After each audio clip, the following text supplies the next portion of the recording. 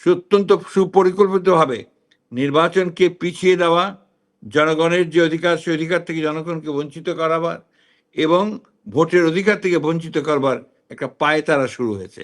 নির্বাচনের পথ যদি অন্ধকারে ঢাকা থাকে তাহলে আলোর খোঁজে জাতি প্রশ্ন তুলবেই। তবে কি নির্বাচনী রোডম্যাপের বিলম্ব অনিশ্চয়তা তৈরি হচ্ছে? ফেসবুক পোস্টে এমনই সতর্ক বার্তা দিলেন বিএনপি মহাসচিব মির্জা ফখরুল ইসলাম। আজ ৩ জুন সকাল ৬টায় থাইল্যান্ড থেকে নিজের ভেরিফাইড ফেসবুক পেজে একটি পোস্ট দেন মির্জা ফখরুল ইসলাম আলমগীর। চোখের চিকিৎসায় দেশের বাইরে থাকলেও দেশের রাজনীতি নিয়ে স্পষ্ট বার্তা দিয়েছেন তিনি।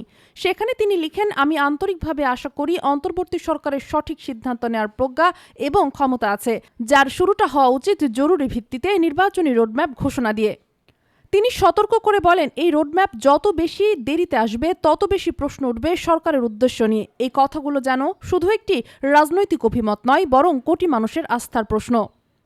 মির্জা ফখরুল আরও জানান, দেশের বর্তমান রাজনৈতিক বাস্তবতা তিনি ঘনিষ্ঠভাবে পর্যবেক্ষণ করছে এবং ইতিবাচক ফলাফলের জন্য যা কিছু সম্ভব তিনি করে যাচ্ছেন।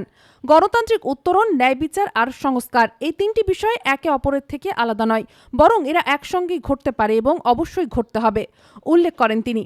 এ সময় তিনি স্মরণ করিয়ে দেন, গত ১৫ বছরে দেশের রাজনীতিতে যেসব অন্যায় হয়েছে তার প্রতিকার না হলে এবং নির্বাচন সামনে রেখে স্বচ্ছ রোডম্যাপ না এলে জাতি বিভ্রান্ত হবে এবং সরকারের প্রতি আস্থা হারাবে। অন্তর্বর্তীকালীন সরকার কি সত্যিই নিরপেক্ষ নির্বাচনের রূপরেখা দিতে প্রস্তুত, নাকি সময় ক্ষেপণ করে আস্থা হারানোর পথে এগোচ্ছে তারা?